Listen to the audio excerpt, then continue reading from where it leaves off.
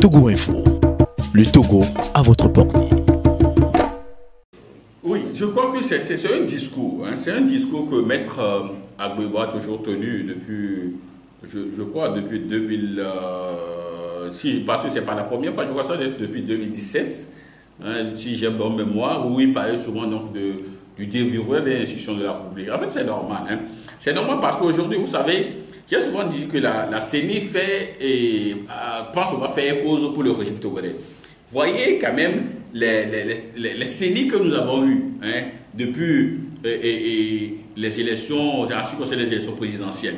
Même en 98, hein, lorsque J.K. Olympio a bel et bien gagné les élections en 98, vous avez vu ce qui s'est passé. Ils ont fait tout pour dissoudre la CENI et Madame Awanana Daboya, qui était la présidente à l'époque, était obligée donc de quitter, de fuir le pays. Et c'est le général Mémé qui est venu proclamer Yadema vainqueur. Et après, lorsque le peuple s'est soulevé, il a fallu que Jacques Chirac, hein, l'ami personnel de Yadema, qui nous le dira plus tard, il a fallu que Jacques Chirac puisse convaincre du moins l'opposition à l'époque d'accepter du moins la dernière candidature de Yadema et après il ne va plus se présenter. Nous sommes allés aux accords cadres de Lomé en 99 où Yadema, sur sa parole de militaire, a dit qu'il ne va plus se présenter. Mais qu'est-ce qu'ils ont fait plus tard? Ils ont modifié la constitution en 2002, ce qui a permis à Yadema de se présenter en 2003, mais malheureusement, il n'est pas allé au terme de son mandat, il est décédé en 2005. Et normalement que le pouvoir doit être passé de manière démocratique, ils ont pris le pouvoir à la hussarde en passant sur le corps des Togolais, 400 personnes tuées selon l'ONU, et nous en sommes encore là aujourd'hui. Donc je dis que oui, les institutions de la République, il faut les déverrouiller, notamment la CENI, qui fait toujours, vous avez vu l'enrôlement donc des électeurs pour les élections législatives et locales.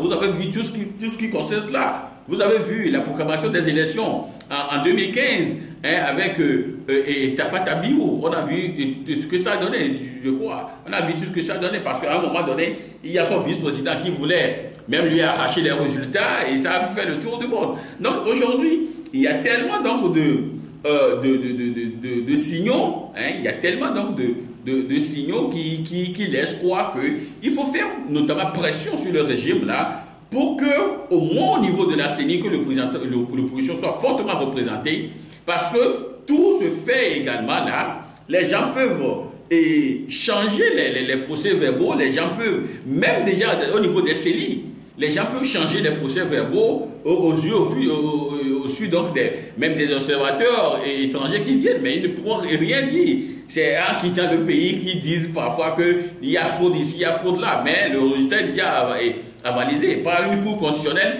également qui prend un fait cause pour le régime, une cour constitutionnelle totalement verrouillée, qui est inféodée au régime. Donc, si ces institutions-là qui sont là, hein, vous avez vu ce qui s'est passé la dernière fois avec le rejet de la candidature de Pascal Bodiona, avec la Cour suprême. Hein? Donc aujourd'hui, si ces institutions-là qui sont là et dont les responsables semblent faire contre le régime, s'ils sont encore en place, ce sera un peu compliqué.